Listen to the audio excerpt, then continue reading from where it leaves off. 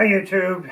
Today I want to talk about crank length on bicycles and something I have not seen anybody else mention. This bike over here has 170 millimeter cranks. This bike has 175 millimeter cranks. Both bikes have a 30 chainring in the front and a 52 in the rear. 30 in the front, 52 in the rear. And I swear this bike feels harder when I'm climbing a hill than this bike.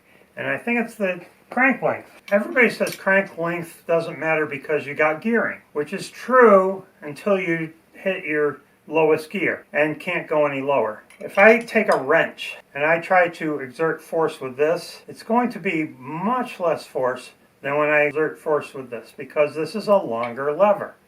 So if you have a longer crank arm, you're going to have more leverage than a shorter crank arm. If everything else is the same, wheel size, gearing, then this is going to be harder, the shorter crank, than that. And the difference between a 170 and a 175 is about 3%. There's no fulcrum or anything, so it's, I think, a full 3% harder. It's not leveraged at all. What I'm thinking is, to make this bike as easy as that bike, I have to go to a 3% larger gear here, which would be a 53. They don't make a 53. So what I probably have to do is go to a 28 up front. I spend an inordinate amount of my time in my lowest gear on both of these bikes because I tend to do mountain bike rides where I climb a hill and go down and maybe climb another hill and go down. And two of my favorite hills are the Turner Trail, which is 1.25 miles, and it's a 10.7% grade. And my fastest time is almost 23 minutes. So that's 23 minutes in my lowest gear. And then I'll come down, and I don't pedal all that much, so I don't really care what my highest gear is here. The other trail that I like to do is called Honolulu. It is 2.76 miles long and almost 7% grade. Again, I spend almost all my time in my lowest gear with either bike, but it's a little bit harder with this bike. So on gear ratios, if this is a 30 and my smallest cog here, which is the hardest cog, is a 10, that's a 3-to-1 ratio. So every time you turn the cranks around once, the wheel spins around 3 times. If I use a 30 and a 52, the ratio is 58%. So it would be 58% on both of these bikes. But this bike, because of the shorter cranks, is really 3% harder. And that means that this would be essentially a 59%.